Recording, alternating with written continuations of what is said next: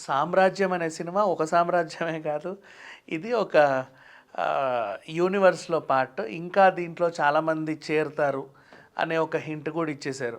మరి ఇన్నేళ్ళు చాలా సైలెంట్‌గా షూట్ చేసుకొని సడన్‌గా శింబుతో రావడం అండ్ శింబుతో ఇన్ని షేడ్స్ చేయించడం బ్యూటిఫుల్. ఇంతకుముందు ఎప్పుడు ఈయన ఇలాంటి క్యారెక్టర్ చేయలే యాక్చువల్‌గా చెప్పాలి అంటే. అంటే ఇన్ని వేరియేషన్స్ ఉన్న క్యారెక్టర్ కూడా చేయలే. మనకు కొన్ని కొన్ని సినిమాల్లో అనిపిస్తది కానీ అవేంటో అదంతా ఒక రకం.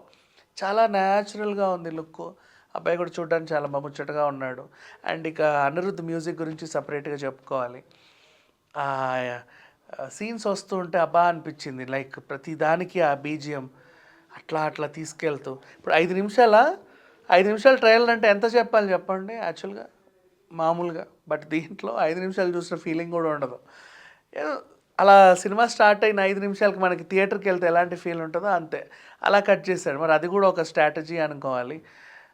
సో మొత్తానికి అన్‌ఎక్స్‌పెక్టెడ్‌గా దివాళీకి ఎన్ని సినిమాలొచ్చాయి, ఏది హిట్, ఏది ఫట్ ఇవన్నీ మాట్లాడుకుంటూ, ఎన్ని ట్రైలర్స్ వచ్చాయి, ఏ కొత్త సినిమా అనౌన్స్‌మెంట్‌లొచ్చాయి, ఎవరెక్కడ ఏం చేస్తున్నారు, ఈ అటెన్షన్ అంతా ఒక తమిళ సినిమా గ్రాబ్ చేసేసింది.